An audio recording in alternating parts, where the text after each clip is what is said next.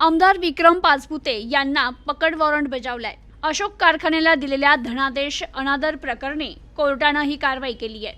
अहिल्यानगर जिल्ह्यातील श्रीगोंदा मतदारसंघाचे विद्यमान आमदार आणि Saikrupa sugar and allied limited हिरडगावचे तत्कालीन अध्यक्ष आमदार विक्रमसिंह बबनराव पाचपुते आणि कारखान्याचे व्यवस्थापक यांना धनादेश अनादर प्रकरणी श्रीरामपूर न्यायालयाने पकड वॉरंट बजावले। श्रीगोंदा पोलिसांकडून वॉरंट बजावणी होत नसल्याने ते न्यायालयात उपस्थित राहत नाही। श्रीरामपूर मधील अशोक सहकारी साखर कारखान्याला दिलेला 20 लाख रुपयांचा धनादेश अनादर प्रकरणी श्रीरामपूर न्यायदंडाधिकारी क्रमांक 2 यांच्या समोर सुरू असलेल्या दाव्यात साईकृपाचे तत्कालीन अध्यक्ष म्हणून आमदार विक्रम पाचपुते आणि कारखाना व्यवस्थापक यांना पकड वॉरंट बजावण्यात आलाय।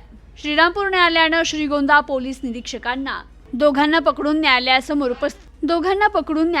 उपस्थित करण्याचा आदेश दिलाय। दरम्यान माजी आमदार बबनराव पाचपुते यांच्या कुटुंबाचा मालकी हक्क राहिलेला आणि आता गौरी शुगरचे अध्यक्ष बाबूराव बोत्रे पाटील यांच्याकडे असलेल्या हिरडगावच्या साईकृपा साखर कारखान्याच्या जुन्या अडचणी अद्यापही पाचपुते कुटुंबाची पाठ सोडताना दिसत नाहीये।